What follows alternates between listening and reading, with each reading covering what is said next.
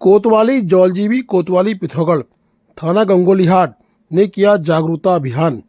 नशा मुक्त देवभूमि मिशन को सफल बनाने के उद्देश्य से आज प्रभारी साइबर सेल उप निरीक्षक मनोज पांडे के नेतृत्व में police team head constable Ashok Budiyal, head constable Vipin Oli द्वारा मानस इंटर कॉलेज पंडा में चौकी प्रभारी एचओली उप निरीक्षक योगेश कुमार के नेतृत्व में पुलिस टीम द्वारा सीलिंग तिराहे पर स्थानीय लोगों के साथ एसएचओ जौलजीबी निरीक्षक संजीव कुमार, अपर उप निरीक्षक Ashok Chaudhary, head constable Puran Singh, head constable सुंदर पोखरिया द्वारा कस्बा जौलजीबी स्थानीय बाजार में तथा थानाध्यक्ष गंगोलीहाट उप निरीक्षक हीरा सिंह डांगी मई टीम द्वारा अटल उत्कृष्ट इंटर कॉलेज गंगोलीहाट, कस्तूरबा गांधी बालिका इंटर कॉलेज, हीरा मेमोरियल गंगोलीहाट में जागरूकता गोष्ठियां आयोजित की गईं।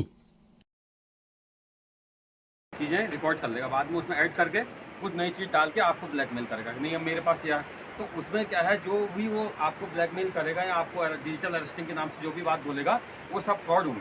कोई भी कंपनी कोई भी वो आपको डिजिटल अरेस्ट नहीं कर सकता, ठीक है। डिजिटल अरेस्टिंग का हमारे संविधान में हमारे कानून में कोई बात नहीं, ये सब स्कैम है, एक फ्रॉड है, ठीक है।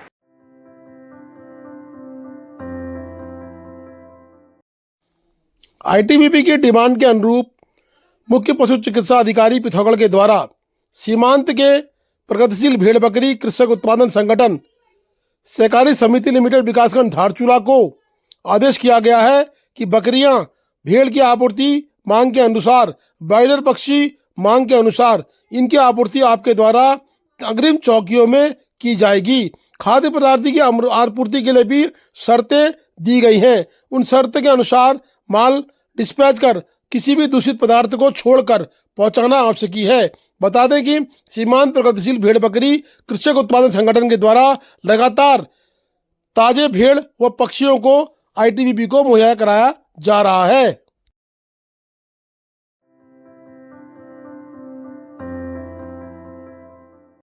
नेपाल के द्वारा कुछ अराजक तत्वों के द्वारा ही कहीं न कहीं भारत विरोधी बयान जारी किए जाते हैं, जिससे भारत और नेपाल के रोटी पीटी के रिश्ते में विवाद पैदा होता रहता है।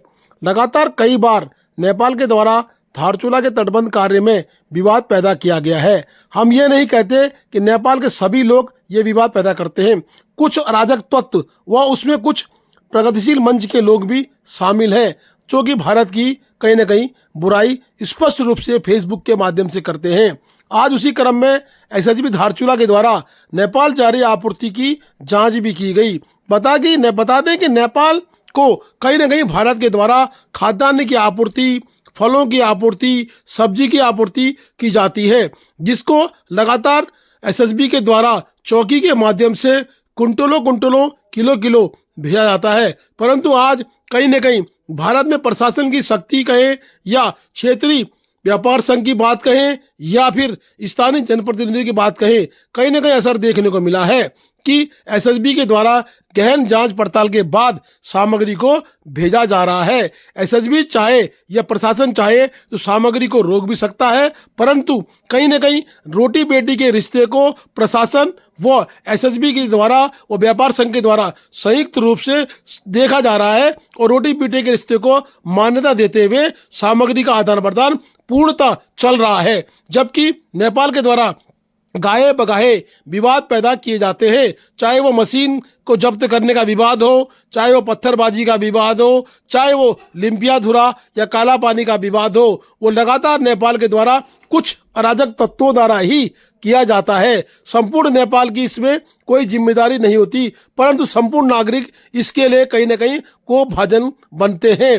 अब देखना पड़ेगा कि जो अंतर्राष्ट्रीय झूला पुल है उसमें एसएसबी के द्वारा संदिग्ध वस्तुओं की जांच के साथ साथ जो नेपाल से वस्तुएं आ रही हैं या नेपाल को जा रही हैं, क्या उसमें प्रशासन की सूची के अनुसार कार्य किया जाता है या फिर से रोटी बेटी के रिश्ते को मान्यता देते हुए ढील दी जाती है। क्योंकि नेपाल के द्वारा जो अनर्गल बयानबाजी की गई उससे कहीं न कहीं धारचूला भारतीय क्षेत्र में अशांति का माहौल नेपाल के विरुद्ध पैदा तो हो गया है। अब देखना है कि क्या जनप्रतिनिधि नेता नेपाल के विरुद्ध कोई बिगुल छोड़ते हैं या फिर रोटी पीटी के रिश्ते को देखते हुए नेपाल को फिर से सहूलियतें प्रदान करते हैं।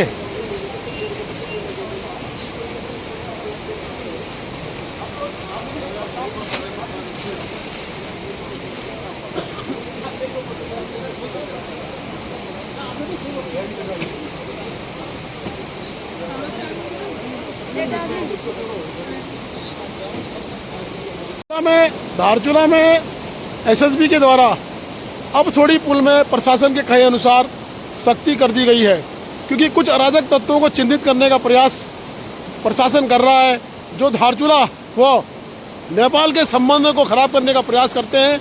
ऐसे अराजक तत्वों को चिन्हित करने का प्रयास कहीं ना कहीं प्रशासन ने भी करना आवश्यक है। जनता का दबाव है धारचूला का कि जो लोग रोटी बेटी के रिश्ते को कहीं ना कहीं तार करने का प्रयास कर रहे हैं, चाहे वो नेपाली नागरिक हो या अन्य देश के नागरिक हो, उन पर कहीं ना कहीं सख्ती करनी चाहिए। एकमात्र ये रास्ता है जो नेपाल पुल मुझे पीछे दिखाई दे रहा है, इस पुल से आवागमन उनका होता है, उन पर कहीं ना कहीं नज़र रखने का प्रयास प्रशासन ने करना आवश्यक है, क्योंकि जनता की मांग है कि उन लोगों को चिन्हित किया जाए और उनका धारचूला में प्रवेश वर्जित किया जाए। अब देखना कि प्रशासन क्या अपने मुलायम रवैये में कुछ सख्ती लाता है या फिर प्रशासन रोटी बेटे के रिश्ते को ही निभाता है, क्योंकि रोटी बेटी का रिश्ता मजबूत रिश्ता है और मजबूरी में कहें या फिर कर्तव्य निष्ठा के साथ कहें, उस रिश्ते का पालन करना भी आवश्यक ही है।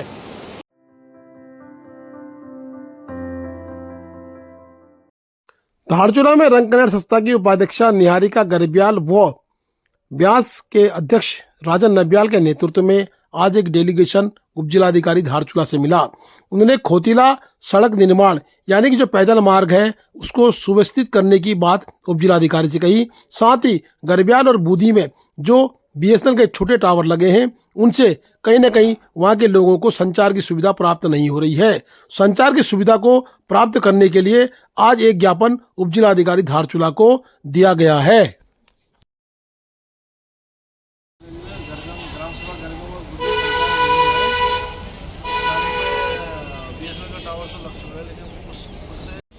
हमारी ब्यास वैली में जो है, हमारी गरब्यांग और बूदी में संचार सुविधा जो है बिल्कुल विहीन है और हम लोग जो है यहाँ ज्ञापन देने आए हैं उप जिलाधिकारी जी को कि हमारे गरब्यांग और बूदी में संचार सुविधा हो और हमारे लोगों को जो है कोई मैसेज मतलब हम दे नहीं पा रहे हैं, न वो हमें दे पा रहे हैं, तो हमें जो है संचार की व्यवस्था होनी चाहिए। कहना चाह रहे हैं कि गरब्यांग में और बूदी में टावर तो लगाना चाहिए सरकार ने। एक मात्र एक टावर लगा रखा, कहता है कि छाले में छोटा सा वो बीएसएनएल का ठकाने के लिए हमें चाहिए कि हमें कभी बच्चों के साथ बातें करने के लिए सोचते हैं, फिर भी हमें परेशानी होती है। नेपाल का क्या बोलते हैं सिम से उसी से हम फ़ोन करते हैं, हमें बहुत दिक्कत होती है। हम चाहते हैं कि सरकार हमारे बीएसएनएल का नई जियो का टावर लगा दीजिए, बस इसलिए हम आज विज्ञापन देना चाह रहे हैं। बिल्कुल, सबसे पहले तो आज हम लोग उपजिलाधिकारी महोदय के पास इसलिए आए हैं क्योंकि जो हमारा धारचूला गढ़धार से खोतीला ब्यासनगर के लिए जो पैदल संपर्क मार्ग है उसकी हालत बहुत दयनीय और ख़राब है। आए दिन वहाँ पे दुर्घटना होती रहती है, कभी कोई गिरता है, कोई बच्चे पैदल चलते हैं वहाँ पे। और जब से वहाँ पे स्लाइडिंग हुआ है तब से वहाँ पे कोई भी स्थायी कार्य नहीं हुआ है। सुधारीकरण एक खानापूर्ति के रूप में होता है, लेकिन हम क्या चाहते हैं कि वहाँ पर उसकी सुधारीकरण हो और उसका स्थायी समाधान हो, क्योंकि आने वाले समय में स्लाइड भी हो सकता है। और पहले 2017 में 16-17 में जब स्लाइड हुआ था वो जो मलबा है वो पूरा बैठ चुका है। तो हम प्रशासन से यही मांग करते हैं कि खोतीला का पैदल मार्ग है उसको मतलब बिल्कुल उसका स्थायी समाधान करे, ताकि हम लोगों को बार बार उसकी चिंता करने की जरूरत ना पड़े। दूसरा, जो नीचे जो तटबंध का कार्य चल रहा है, हम लोगों को ये कहा गया था कि तटबंध के साथ साथ वो मल्टीपर्पज़ है, उसका जो बहुउद्देशीय तटबंध है जिसमें हम लोगों को आवाजाही के लिए पैसेज वे की भी ज़रूरत पड़ेगी। लेकिन वहाँ पर हमने सुना है और हमने देखा भी है कि खोतीला लाचको के सीन में, जहाँ से लाचको का जो नाला बहती है, वहाँ पर उन्होंने बिल्कुल जगह नहीं छोड़ा। अगर आप बिल्कुल वैली से बिल्कुल टच करके ले जाओगे तो आवाजाही के लिए वहाँ पर रास्ते की मतलब संभावना बहुत कम है। तो हम प्रशासन से यही मांग करते हैं कि उसमें भी थोड़ा सा ध्यान देके वो रास्ता कैसे बनेगा, पैसेज कैसे बनेगा, नहीं बनेगा, उसमें भी प्रशासन के संज्ञान में डालना चाहते हैं।